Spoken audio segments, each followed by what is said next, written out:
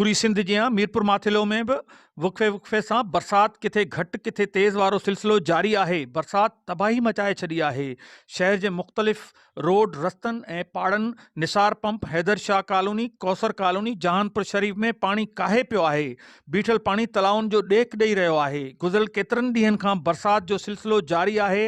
बरसात पवण सबबि केतिरा ई हादसा पिणु पेश आया आहिनि, पर ज़िले इंतज़ामिया अघूर निंड सुतल आहे। अफ़सोस सां चवणो थो पए त काफ़ी अरसे खां बारिशुनि जो सिलसिलो शुरू आहे ऐं पाणी घटियुनि में, गलियुनि में, मोहलनि में जहिड़ो कि समुंड जो ॾेख ॾिए थो।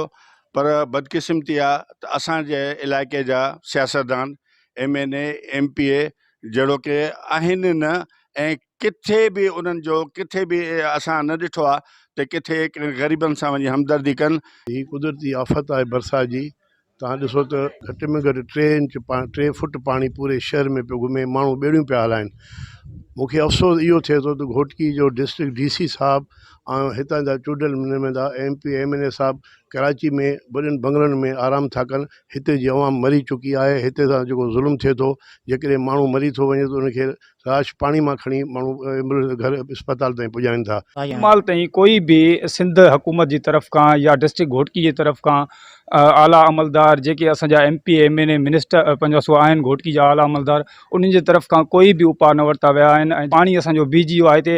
हिते वॾे में वॾो जेको प्रॉब्लम आहे असांजो ड्रेनेज प्रॉब्लम आहे, जंहिंजे करे ड्रेनेज न हुजण जे करे ही तव्हां ॾिसो था पिया, ही असांजी माण्हुनि जा घर किरी पिया आहिनि। म्यूनिसिपल इंतज़ामिया जी बेध्यानी सबबि हिनमहिल ताईं रोड रस्तनि घिटियुनि मां बीठल पाणी निकाल नाहे कराए सघी। करोड़नि रुपया बजट हूंदे शहर ते 1 रुपयो ख़र्च नाहे कयो वियो।